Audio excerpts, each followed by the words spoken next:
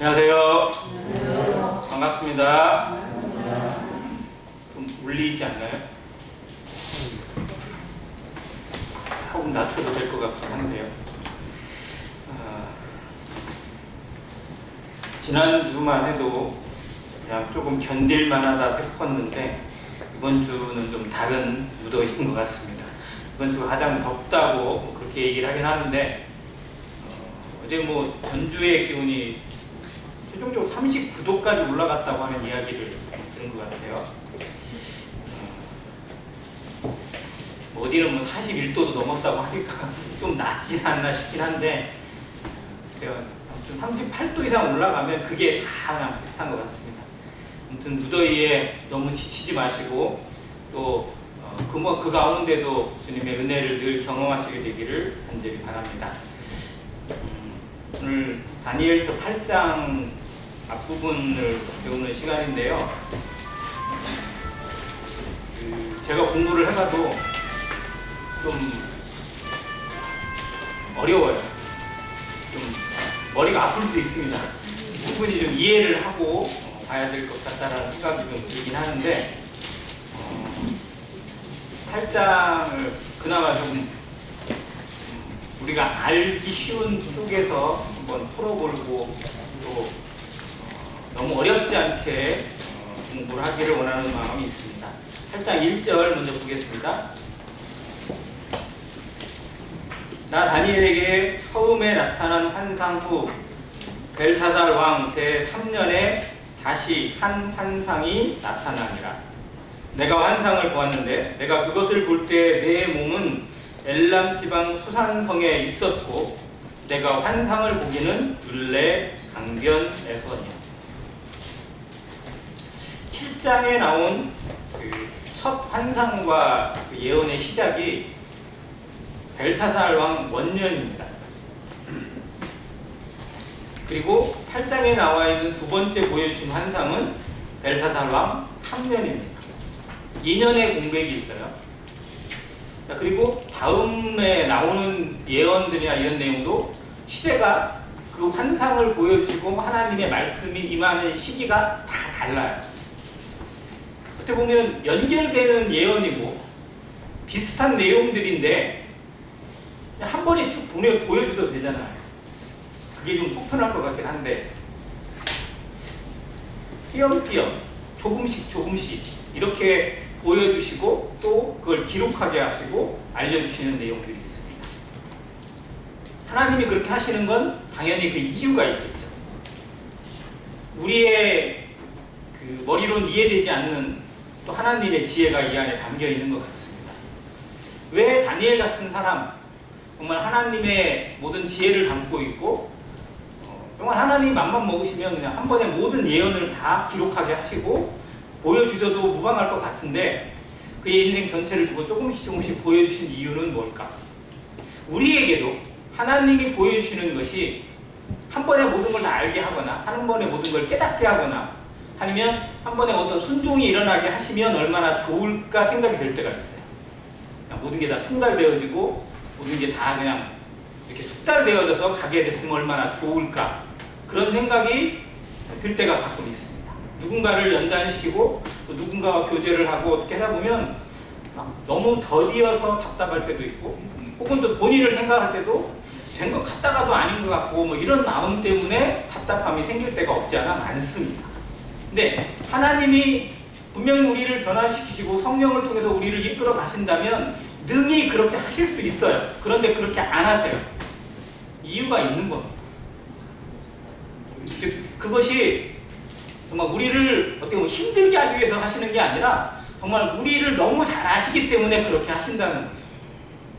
하나님이 하시는 일에 대해서 또 하나님께서 우리 인생을 다루시는 모습에 대해서 우리 안에서 적어도 기본적으로 다듬어져야 될 게 뭐냐면 하나님이 그렇게 하시는 데는 분명한 이유가 있다라는 전제입니다.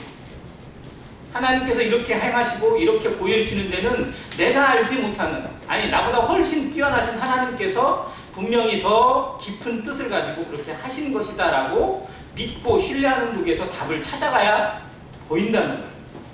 답답하다, 안 된다 막 이런 것으로 짜증내면서 하다 보면 하나님의 뜻과는 전혀 다른 내 생각과 내 고집으로 치우칠 때가 생길 수밖에 없어요. 성경의 역사들이 그렇습니다. 다니엘을 삶을 보겠습니다. 다니엘은 구약의 3대 의인이라고 기록될 정도로 삶에 흠이 없어요. 그래서 구약의 3대 의인이 욥과 노아 그리고 다니엘입니다. 에스겔서에 기록되어 있어요. 그런데 노아와 욥을 생각해도 허점이 보여요. 노아 허점이 있어요, 없어요? 있잖아요. 그 포도주 마시고 그냥 너무 기분 좋아가지고. 근데 어떻게 보면 게 자연스러운 건데 그걸 이제 함이라는 아들이 보고 좀 그렇게 한 것이 좀 문제가 되긴 했죠. 그런데 그게 어떻게 보면 좀 그런 허점이 기록되어 있는 모습이 있어요. 욥은 정말 의인일까 싶은데 그런 모습 자체가 있어요. 들여다보면 들여다볼수록 정말 욥도 이런 사람이구나, 이런 한계가 있구나라고 보여져요. 그런데 다니엘은 아무리 살펴봐도 다니엘의 삶에 큰 허점을 찾을 수가 없게 기록되어 있어요. 그런데 다니엘도 허점이 있을까요? 없을까요? 있겠죠. 하나님께서 감추시고 또 보여주시지 않은 것 뿐이겠죠. 아무리 완벽하다고 느껴지고 대단하다고 여겨지는 인물이라 하더라도 실상 그의 인생을 회부해보고 그의 인생을 들여다보면 실상 허점투성일 수밖에 없어요. 그런데 하나님이 다니엘을 다루시는 모습, 그에게 조금씩 보여주시는 모습이 뭐냐면 자신을 계속 들여다보게 하세요. 나는 준비되어져 있는가? 나는 하나님의 말씀을 정말 그대로 받을 만한 그런 그릇의 모습으로 다듬어져 있는가? 다시 돌아보고 또 돌아보고 하면서 결국 그 예언의 말씀, 누군가를 위해서 전달하고 누군가에게 알리는 말씀이 중요한 게 아니고 그 말씀을 받고 있는 자신은 정작 그 말씀 앞에 어떻게 준비되어져 있는가라는 것을 들여다보게 하시는 과정이라고 생각합니다. 말씀을 많이 준비하고 또 설교 준비를 하고 자료를 찾고 하다 보니까 이 부분을 더 많이 배우게 돼요.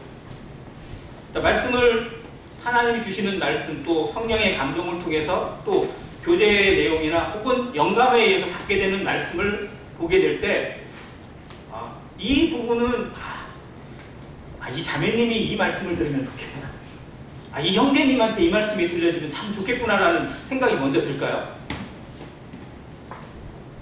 제 마음이 감동이 돼요. 내 삶을 돌아보게 하고 내 중심을 들여다보게 하고 그것에 하나님이 하시는 말씀으로 들려야 그게 말씀에 전달이 되어지지, 이 말씀은 누가 들으면 좋겠구나, 이 말씀은 이 자매님이 들으면 따지겠구나, 이런 생각이 조금도 안 들어요, 실상. 근데 듣는 입장에서는 나 들으라고 하는 말씀 같구나라고 생각이 될 수도 있겠죠. 그런데 가장 우선은 뭐다? 나에게 하나님께서 뭐라고 말씀하시는가, 그 부분에 대해서 계속 치고 엎드리고 눕고 또 심지어는 엎드러지기까지 하시는 과정들을 많이 보게 됩니다. 다니엘이 그 경험을 했을 거라고 추측합니다.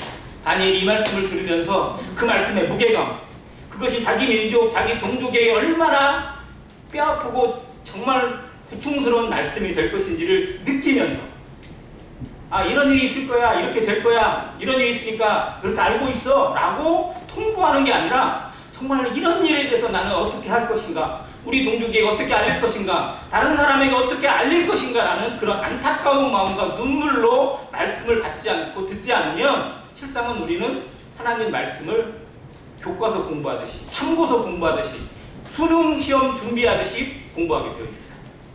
하나님이 원하시는 게 그걸까요? 그건 절대 아니라는 거죠. 그런 마음에서 다니엘에게 조금씩 보여주셨다는 것을 생각합니다. 엘람 지방 수산성은 이 바벨론이 또 그리고 그 다음에 있는 페르시아가 중요시했던 도시 중에 하나인데, 페르시아 제국에서는 궁전이 있는 그런 도읍으로까지 이용이 됩니다. 근데 몸은 거기에 있는데 환상은 을레 강변에서 보고 있어요. 하나님께서 그를 그 몸을 두고 쭉 데려가셔서 강변에서 그 환상을 보여주고 계시는 상황입니다. 근데 뭐를 봤냐면 크게 두 가지, 순양과 순염소입니다. 3절에 순양이 나옵니다.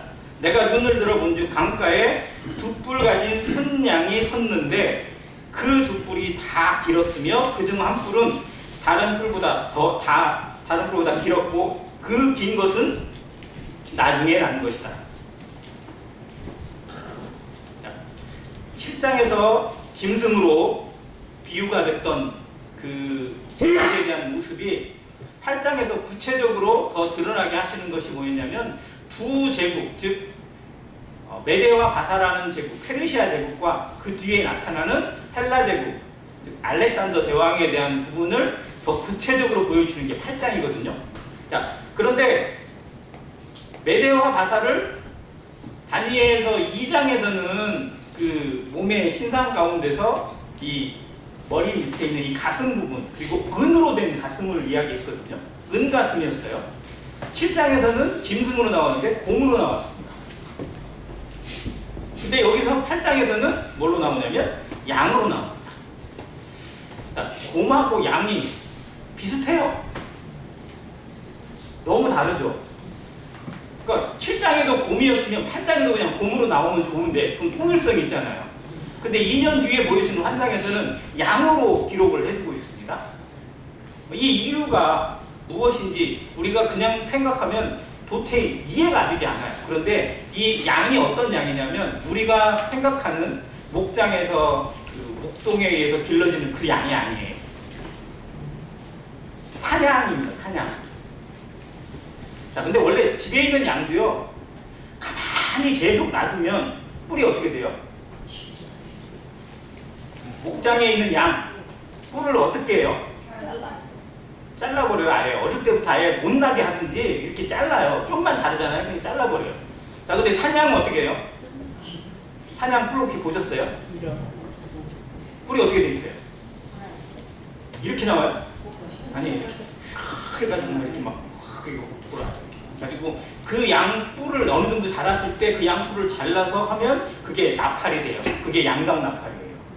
이스라엘 백성들을 소집하거나 뭐 할 때 양각 나팔 2개를 만들어서 나란히 이렇게 부르면 뭐다, 같이 부르면 뭐다, 뭐 이런 걸로 신호를 줬거든요. 그 나팔이 돼요. 그게 양각 나팔입니다. 그런데 이 양뿔이에요. 근데 이 뿔이 정말 나중에 자라면 너무 멋있게 돼요. 그리고 이 뿔로 받습니다. 공격할 때. 자, 근데 이 양뿔을 가진 이 양이 실상 페르시아의 상징 동물이었어요.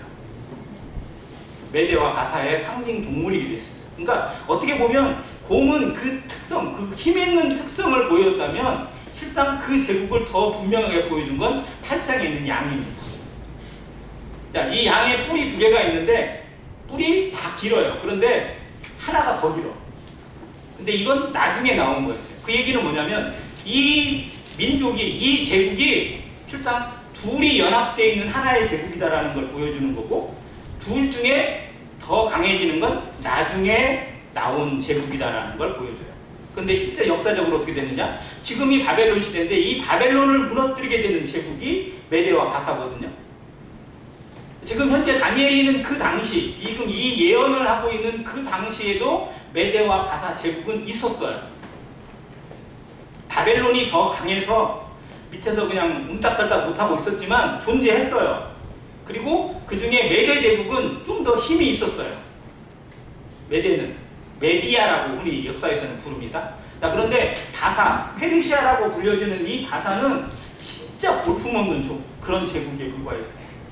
어떻게 보면 진짜 저쪽 그 우리로 얘기하면 저기 전라도 끝에 있는 해남이랄지 이런 데서 겨우 나도 한번 해보자 라고 이렇게 일어나는데 저 위에서는 신경도 안 쓰는, 네가 하면 뭘 하겠냐 뭐 이런 정도예요.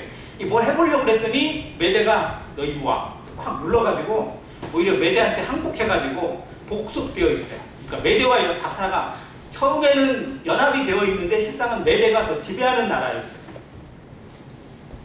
그리고 그 왕이 바사의 그 왕이 메데한테 항복을 하면서 내가 이제 말 잘 들을게요 라고 했더니 그러면 네 아들 나한테 보내. 그러니까 뭐예요? 볼모로 잡아갔죠. 말 잘 들으라고. 그 볼모로 잡아간 아들이 고레스예요. 너 말 잘 들어? 안 그러면 이 아들 죽여버릴 거야 라고 해서 데려갔어요. 그리고 자기 딸하고 혼인을 시켰어요. 그게 고레스입니다. 근데 고레스가 사이가 된 거잖아요. 그런데 정상 계약을 해서 사이가 된 게 아니고 너 꼼짝 마 이걸로 사이가 된 거예요. 볼모로 잡혀서. 그래서 엄청 고생을 합니다. 죽을 뻔한 일도 너무 많았어요. 왜냐하면 고레스에 대해서 이 메대의 왕이 꿈을 꿨는데 이 고레스가 자기를 죽일 거라는 거예요. 꿈을 해석해 보니까. 그래서 어떻게 돼요? 얘를 죽여버려야겠다, 없애버려야겠다라고 갖은 계략을 썼는데 극적인 도움으로 살아났다고 하는 그런 설화가 있습니다. 아무튼 그런 곳이 메대와 바사였습니다. 연합군이지만 실제 연합이 아니에요. 그리고 결국은 이제 이 고레스가 그 힘을 길러서 거기에 나와가지고 자기 아내가 오히려 아버지를 배신하고 도와줍니다. 그리고 거기에서 있던 다른 사람도 자기를 도와줘요. 자, 고레스가 나라를 얻으니까 이 왕이 야 여기 쳐 해가지고 군인을 보냈어요. 군대를. 근데 이 군대가 아무리 생각해봐도 이 왕보다는 고레스가 나아. 그러니까 어떻게 하지? 싶더니 고레스한테 항복을 해가지고 고레스에 투항을 해가지고 오히려 고레스 군대가 더 커져요. 자, 그래 또 다른 군대를 또 보냈어요. 그랬더니 이 군대 장관도 역시 대세는 고레스다 해가지고 자기 군인 이끌고 고레스에게 들어가 버렸어요. 결국 그래서 메대는 점점점 약해지고 바사는 점점 강해집니다. 그러면서 결국 최종적으로 이 바벨론 제국을 멸망하게 되는 주역은 고레스가 되고 바사 제국이 돼요. 이게 이 뿔에서 나옵니다. 처음에 작았던 나중에 난 이 뿔이 점점점 강해지고 힘을 얻게 되고 그리고 4절 내가 본즉 그 순양이 서쪽과 북쪽과 남쪽을 향하여 가두나 그걸 당할 짐승이 없다. 이제 페르시아 제국이 됐습니다. 바벨론을 무너뜨리고 그리고 정복 전쟁을 해요. 3개 대역, 즉 동쪽을 제외한 나머지 지역을 계속적으로 확장을 해갑니다. 자, 그래서 나중에 이 순양, 즉 페르시아 제국이 어디까지 영토를 넓히게 되냐면 이 서쪽 끝처리로는 인도 서북부까지 가요. 인도 지역까지. 바벨론이 한 번도 간 적이 없는 땅이에요. 바벨론은 예를 들어서 지금 이라크잖아요. 바벨론이. 페르시아는 이란이고. 그런데 이라크 제국이 실제로 이루었던 그 땅은 기껏해야 이란 정도까지였어요. 지금으로 따지면. 끝처리가. 그런데 이 고레스는 어디까지 갔냐면 이란에 넘어 있는 아프가니스탄이 있거든요. 우리 지금 세계 지도를 보면 아프가니스탄과 국경을 좀 더 넘어가 보면 파키스탄과 인도의 국경이 나옵니다. 거기까지 진출을 했어요. 밑으로는 애국까지 진출을 하고. 그러니까 훨씬 더 넓은 면적을 차지합니다. 그 추산하기를 당시에 제국의 인구가 5천만 정도 됐을 거라고 추산을 합니다. 그때 당시 5천만이면요 진짜 어마어마한 숫자예요. 아무튼 그러한 제국을 이룹니다. 그래서 누가 건들 수가 없을 만큼 강력한 제국을 이루어요. 고레스도 그렇고 그 다음 세대에 정말로 정말 감히 넘보지 못할 만한 힘을 갖게 되는 그런 제국으로 등장을 합니다. 이게 나중에 이제 11장 이 부분에 가면 더 자세하게 나오긴 하는데 혹시 영화 300 아세요? 300 보통 다 벗은 남자들 막 근육질에 목매를 가지고 300명의 용사가 엄청난 황제와 대책 그런 군사들을 맞아서 자기 나라를 보호하기 위해서 싸우는 특공대 같은 이야기를 다루고 있는 건데 영화에 관심이 없어요. 알죠? 네. 그 300에 나온 제라드 버틀러라는 사람이 주연을 맡고 뭐 했던 그 영화인데 거기 300에 나오는 그 300명의 용사가 그리스의 가장 용맹하다고 알려져 있는 뭐죠? 가장 용사들을 잘 길러내고 가장 용맹하고 스파르타 교육한다고 해요. 스파르타라는 제국 그 나라의 왕이었거든요. 근데 누가 침략을 했느냐? 페르시아의 크세르크세스라는 왕이 침략을 했어요. 약 100만 명을 이끌고 침략을 했다고 알려져 있습니다. 그리스를 다 엎어버리기 위해서. 근데 그 크세르크세스가 실상 성경에 누구냐? 아하수에로 왕이에요. 에스더 왕비를 드린 그 왕이 페르시아 제국의 황제였는데 자기 힘을 과시하기 위해서 정복 전쟁을 벌입니다. 그리고 그 그리스를 치기 위해서 함부로 전쟁을 했다가 오히려 페르시아가 약해지게 되는 그런 계기를 만들기도 합니다. 아무튼 그게 순양으로 나타나 있어요. 자, 그런데 그렇게 강하고 누구도 건드릴 수 없을 것 같고 누구도 무너뜨릴 수 없을 것 같은 그 페르시아가 정말 하나님의 때가 되니까, 하나님의 시간표가 되니까 순식간에 약해지고 무너지게 되는 모습을 역사가 보여줍니다. 5절이에요. 내가 생각할 때에 한 순념소가 서쪽에서부터 와서 온 지면에 두루 다니되 땅에 닿지 아니하며 그 염소의 두 눈 사이에는 현저한 뿔이 있다. 예, 양이 있었는데 누가 나타났어요? 순념소가 나타났어요. 순념소하고 순양이 지금 이제 싸우는 거죠. 순념소는 어느 나라를 상징하냐면 헬라 제국인데 실상은 마케도니아 제국의 알렉산더 대왕을 의미합니다.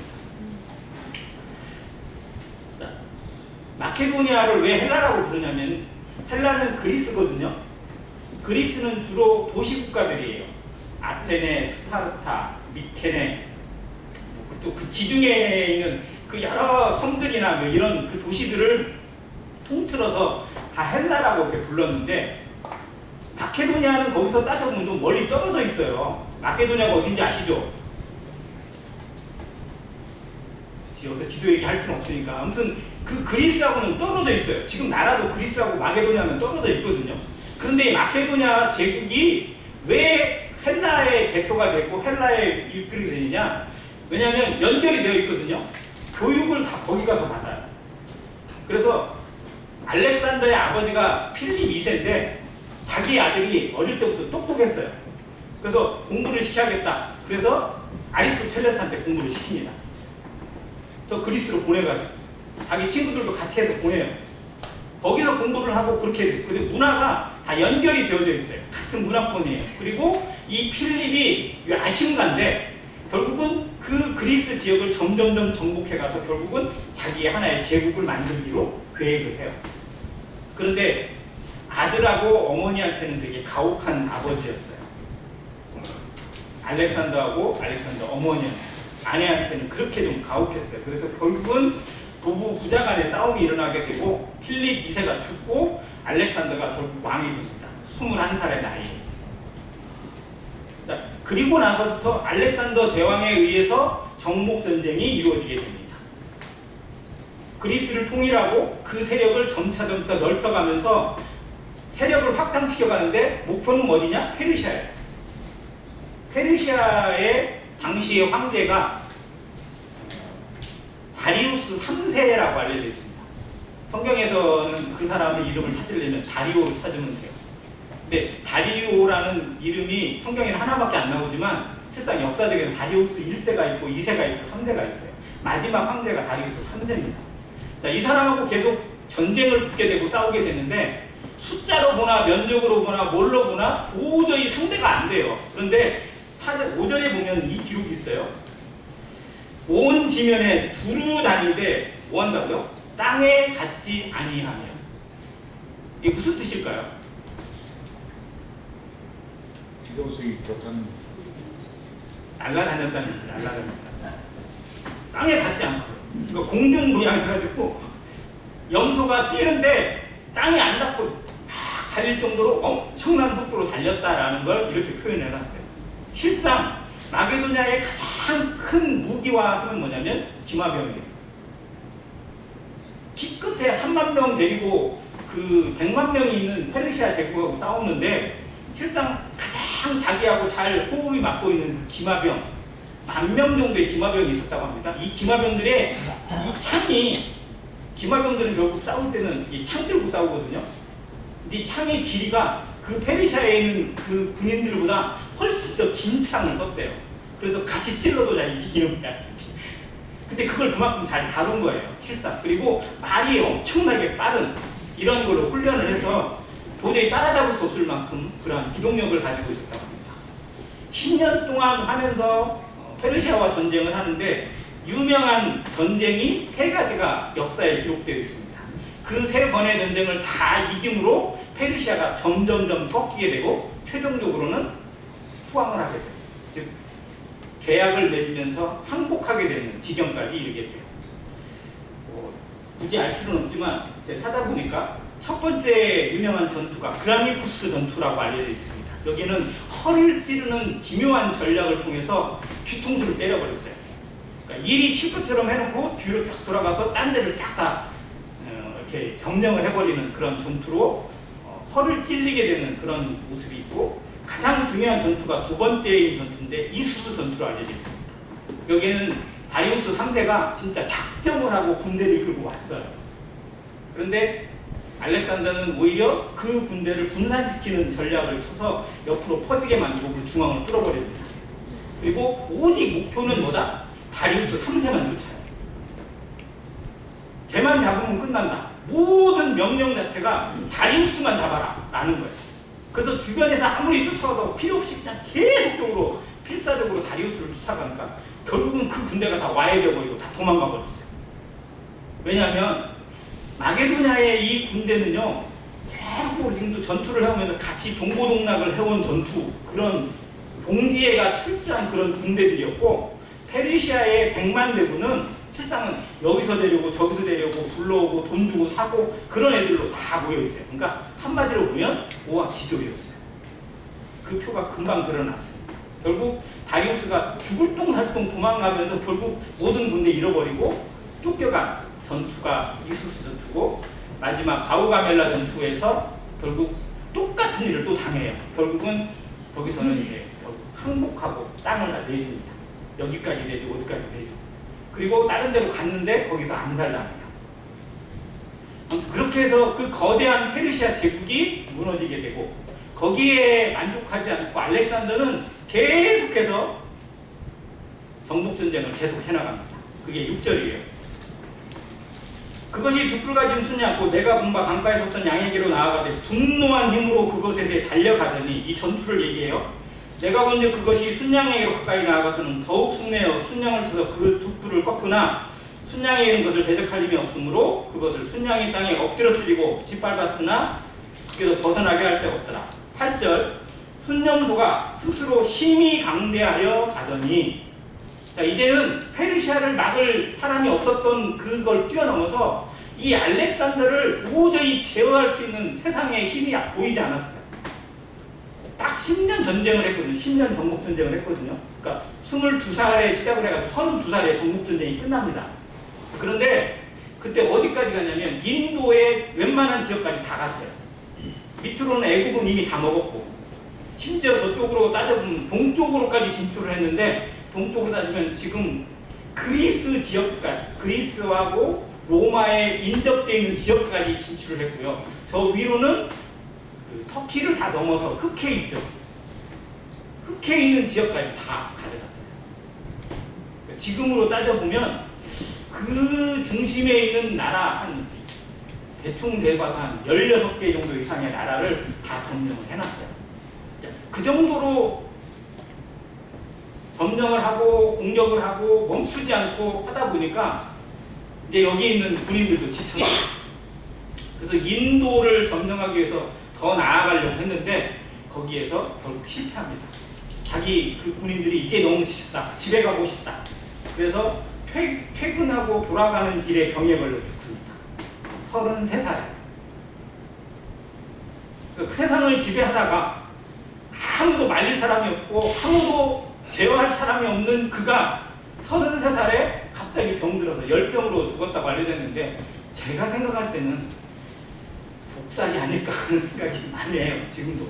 그래서 역사가들도 왜 알렉산더가 그렇게 쉽게 33살이 나이면 진짜 누가 할 것처럼 쇠도 씹어먹을 나이잖아요. 그렇게 혈기왕성하게 전쟁을 하던 왕이 갑자기 이렇게 죽은 게 너무 미스테리다라고 알려져 있는데, 아무튼 죽습니다. 자, 근데 후계자 없이 죽어버렸어요. 그게 여기 나와요. 그 큰 뿔이 꺾이고 너무 강하다가 갑자기 꺾였어요. 그리고 그 대신에 현저한 뿔 넷이 하늘 사방을 향하여 나타나.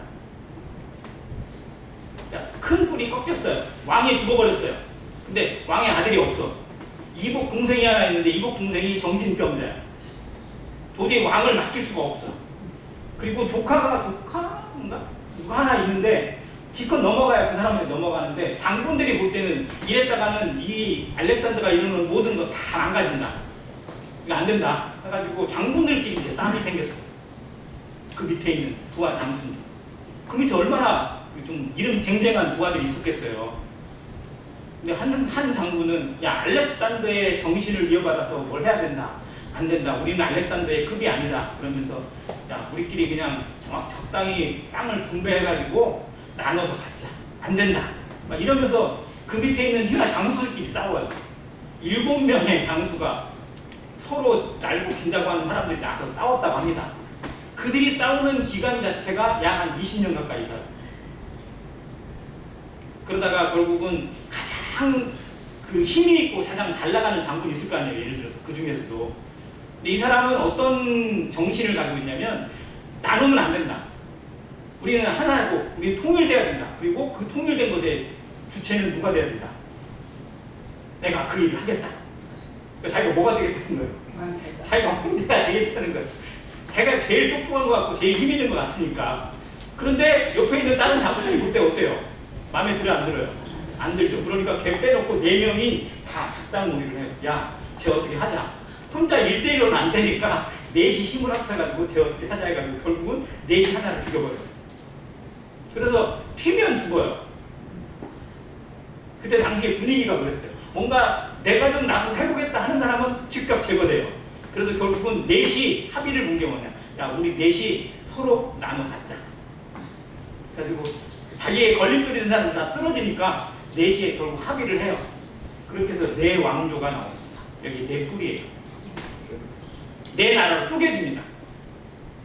알렉산더가 죽자마자. 그리고 그 네 나라가 역사로 보자면 카산드로라고 해요. 카산더라고 되어 있는데 여기는 마케도니아 동부 쪽을 의미합니다. 그리고 그 리시마쿠스라고 하는 장군이 물려받은 리시마쿠스 땅이 있고 셀루쿠스 장군이 물려받은 땅 셀루쿠스인데 이게 여기에서 제일 중요해요. 왜냐하면 이 위가 차지한 땅이 어디냐면 시리아 땅이에요. 이스라엘과 그 바로 위에 있는 땅 그 지경. 지금으로 얘기하면 요르단 또 위에 레바논, 이라크 요 지역을 차지한 땅이 이 셀루쿠스 왕조입니다. 그리고 가장 힘이 있었고 가장 강력했던 그 장군이 프톨레미우스 장군인데 이 사람은 애굽을 차지해요. 왜냐하면 당시에 애굽이 지금은 이집트를 안 알아주잖아요. 당시에 가장 많이 공을 들인 땅이 애굽이에요. 알렉산더가 자기 이름을 따서 지은 도시 뭐예요? 알렉산드리아. 이게 어디 있어요? 애굽에 있잖아요. 이집트에. 그게 그때 당시에 세계 제2의 도시였어요. 세계에서 가장 큰 도서관을 소장하고 있고 세상의 모든 문화, 즉 알렉산더가 뿌려놓은 헬레니즘 문화의 최종 중심지예요. 거기가. 그래서 카이로가 수도가 아니고 그 알렉산드리아가 수도입니다. 그리고 실상은 거기가 항구이기 때문에 제일 경제적으로나 뭘로 제일 좋아요. 무역의 중심지요, 농경사회의 중심지요, 문화의 중심지였어요. 그러니까 자기가 생각할 때 제일 탐나는 땅이에요. 그래서 그 쪽을 차지합니다. 그리고 그렇게 생겨진 왕조가 프톨레미 왕조예요. 애굽은 이미 힘이 없기 때문에 그가 들어가서 애굽의 왕조를 이어받는다라고 해서 애굽 왕조를 이어가는 프톨레미 왕조가 세워집니다. 제일 힘이 있었어요. 그리고 결국 네 나라 중에 이 프톨레미하고 셀루쿠스 이 두 제국이 계속 부딪혀요. 자, 그 경계가 어디예요? 애굽하고 수리아의 경계 어디예요? 이스라엘. 그래서 다니엘이 다니엘서를 기록하고 예언을 기록하면서 이 두 민족 간의 전쟁 이게 11장에 나와 있는 대부분의 내용이 다 그거예요. 11장에 아주 복잡하거든요. 읽다 보면 머리 아파요. 길기도 제일 길고. 근데 그게 뭐냐면 셀루쿠스 왕조하고 프톨레미 왕조가 150년 역사 동안 계속 치고받고 싸우는 과정을 여기서 그려놨어요. 근데 그게 왜 여기에 기록되었느냐? 중간에 이스라엘이 껴있어요. 어느 때는 프톨레미가 이스라엘을 지배합니다. 그리고 갑자기 역전되면 그 셀루쿠스 왕조가 이걸 지배를 해요. 그런데 여기에 그것만 보고 마칠게요. 9절입니다. 그중 한 뿔에서 그중 한 뿔이에요. 즉 네 왕조로 나뉘었어요. 근데 여기 한 뿔은 어디에 있냐면 셀루쿠스를 의미합니다. 수리아예요. 거기에 왕조에서 한 작은 뿔 하나가 나와요. 자, 뿔은 성경에서 항상 뭘 의미해요? 뿔. 권세를 의미합니다. 특히 예언에서는 왕, 제국, 어떤 세력을 의미합니다. 계시록에 나와 있는 10뿔, 여기 다니엘서에 계속 나오는 이 뿔들 전부 다 왕이에요. 그렇게 해석해도 됩니다. 이 작은 뿔이 실상은 작은 뿔이 아니라 이게 뭐 큰 뿔이죠. 이 작은 뿔이 여기서 튀어나와요. 이 독특한 거죠. 다른 왕들도 있어요. 그런데 이 왕이 좀 독특합니다. 이 작은 뿔 하나가 나서 남쪽과 동쪽과 또 영화로운 땅을 향하여 힘이 커지더니, 자, 영화로운 땅이 나와요. 어딜까요? 이스라엘. 그 중에서도 예루살렘.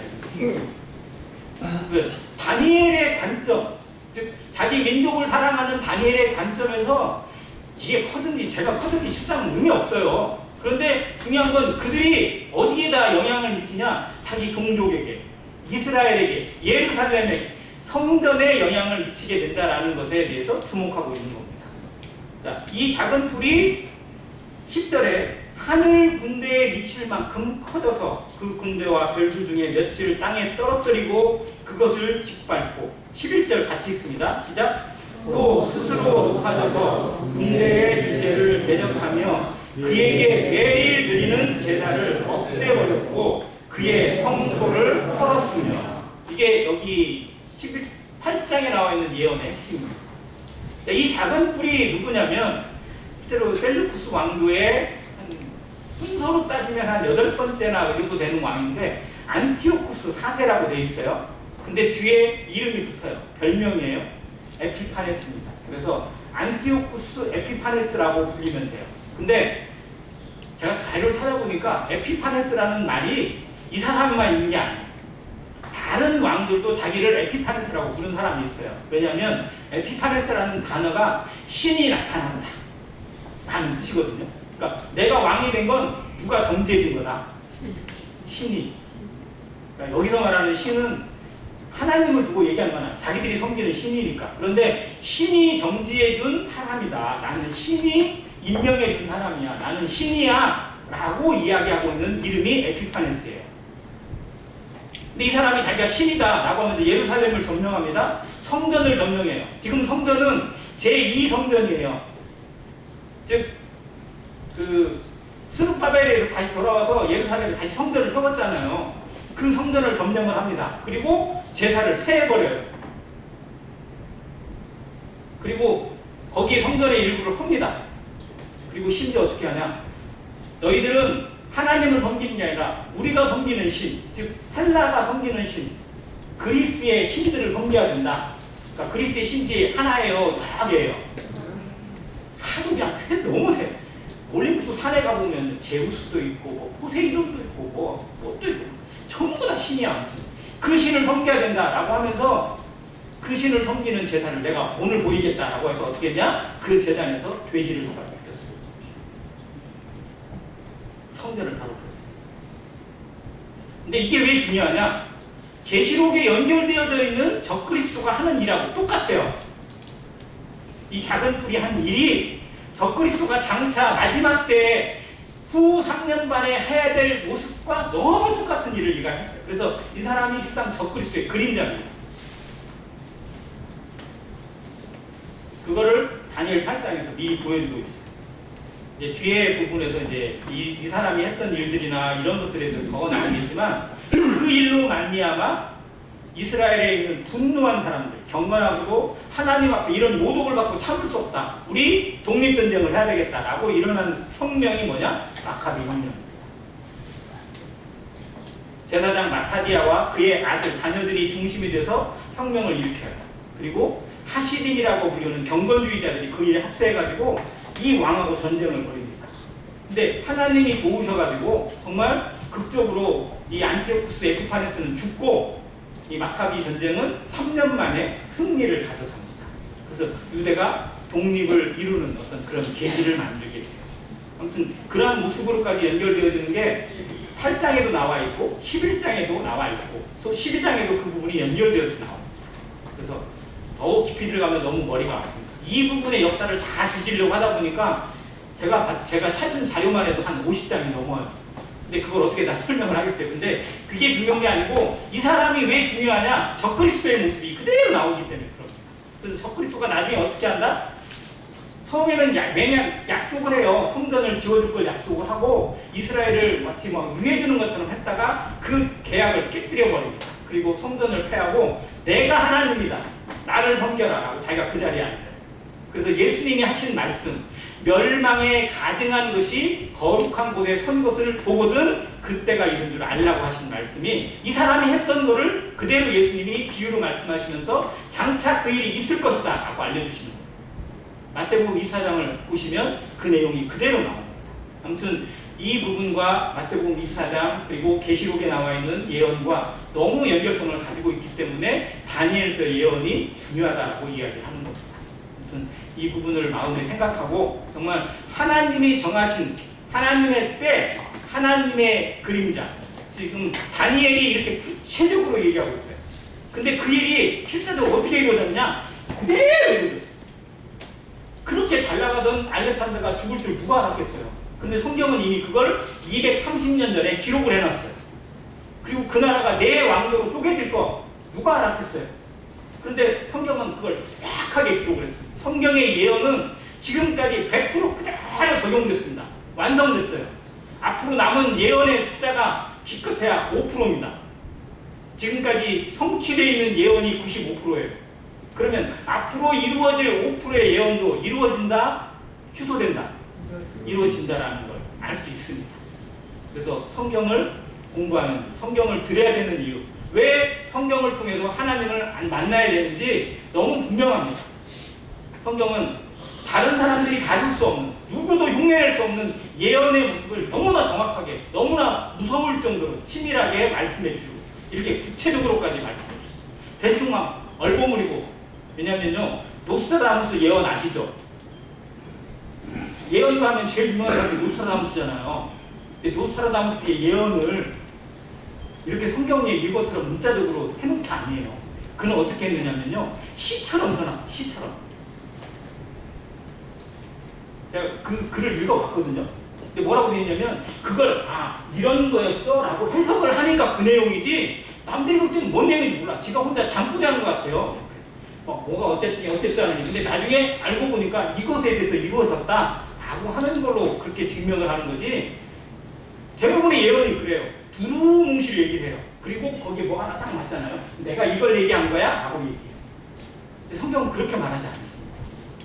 성경을 하나님의 말씀으로 듣고 받고 읽어야 합니다. 그러면 정말 하나님의 놀라운 비밀을 알게 되고 왜 내가 하나님 앞에 죄인인지, 내가 왜 하나님을 믿어야만 하는지, 예수 그리스도를 믿어야만 하는지 분명한 답이 나옵니다.